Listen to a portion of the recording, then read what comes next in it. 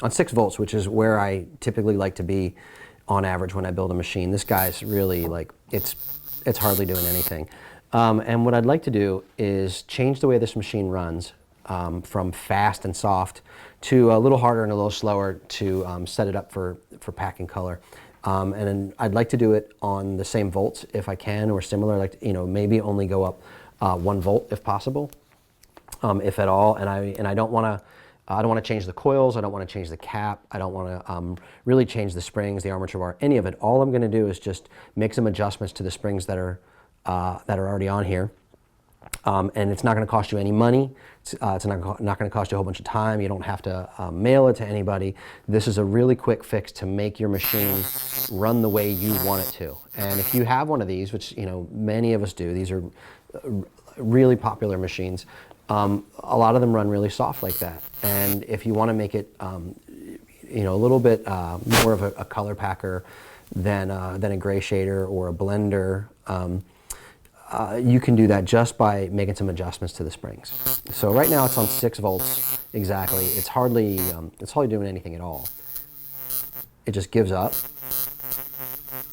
And we want to make that hit harder. And I'll show you how to do that real quick.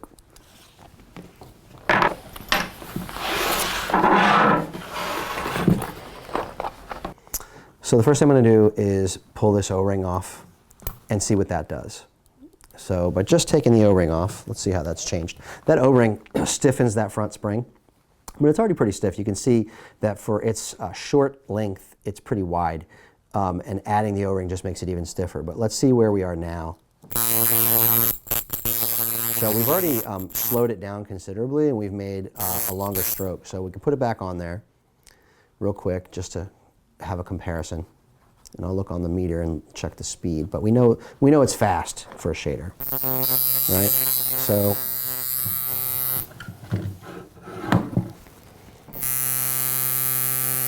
it's at 130 cycles, which is fast for a shader. That's like liner territory, right? But again, it's not pushing anything. So we get rid of this guy. Already, you can hear the difference. And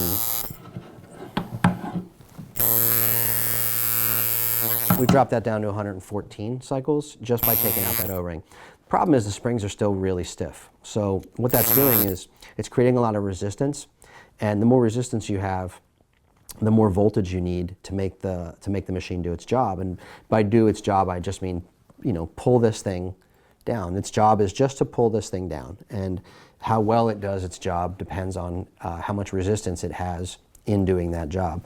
So we're going to change these springs up. First, I'm going to start with the rear and see what we end up with.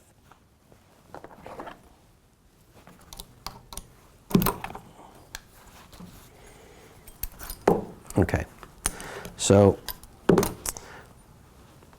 just with the machine, or just with the armature bar and the springs taken off, I'm going to try to leave this together and give it a quick snip just to see if I can get away with it without even taking this apart. Just a really quick fix. And I will trim a little bit off the side of this spring.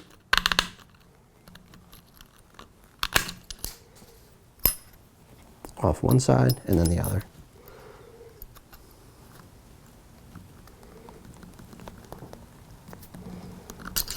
I don't want to get my fingers.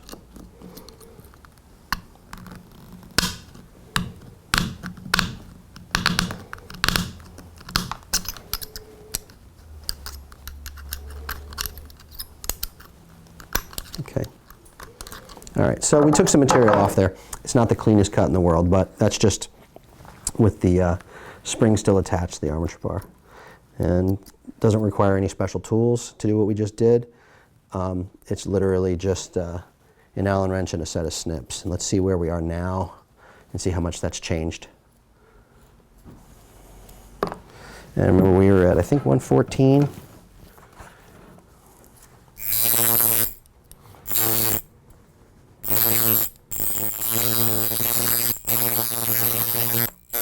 We have a little bit more force there.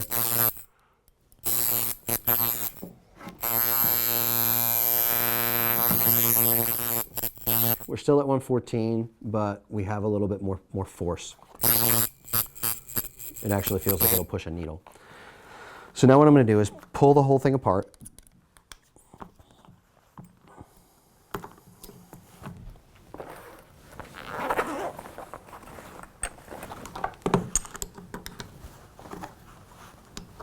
I'm going to take off that spring and the front spring. And I'm going to trim them both up a little bit. But since it's so short, we have to make it a little more narrower. But the spring, it feels like it's good spring.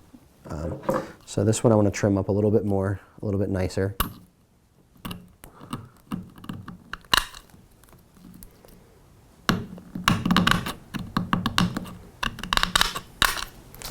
Side one. And we're going to make it roughly 1/2 of an inch wide.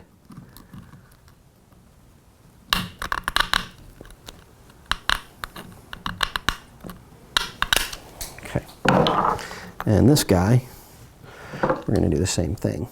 We're going to taper that down and make the front end of this a little bit narrower so it flexes more.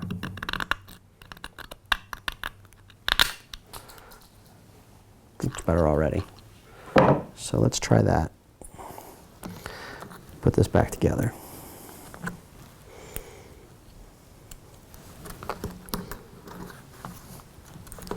Make sure that your back spring goes under. And look, that back spring is now, it's 1/2 inch and it fits right in that slot perfectly. Once you've cut a million springs, you'll be able to eyeball them just like that too. All right, so I got these lined up. I'm going to finger tighten that. And I'm also going to pull that front spring out just a little bit towards the front of the armature bar. Kind of adds a little bit of length to it. You see it's kind of it's got a little slack in there for adjustment. It's slotted like that for a reason. You can adjust that out, make that spring effectively a little longer. Get this guy lined up in that little crook there, and get him tightened up. Okay. So now we've got a thinner front spring, thinner back spring.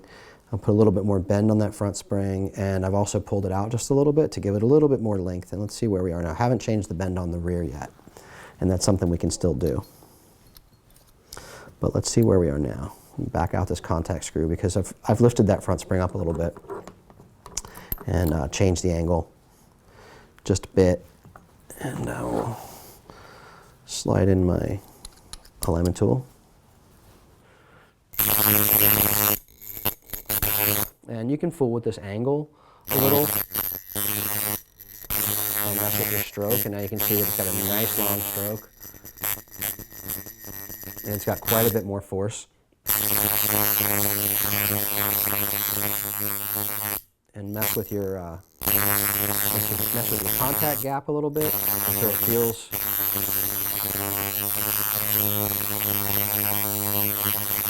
that feels great. And you have a slow and slappy shader. And if you want it to hit a little bit harder, take a little more tension off.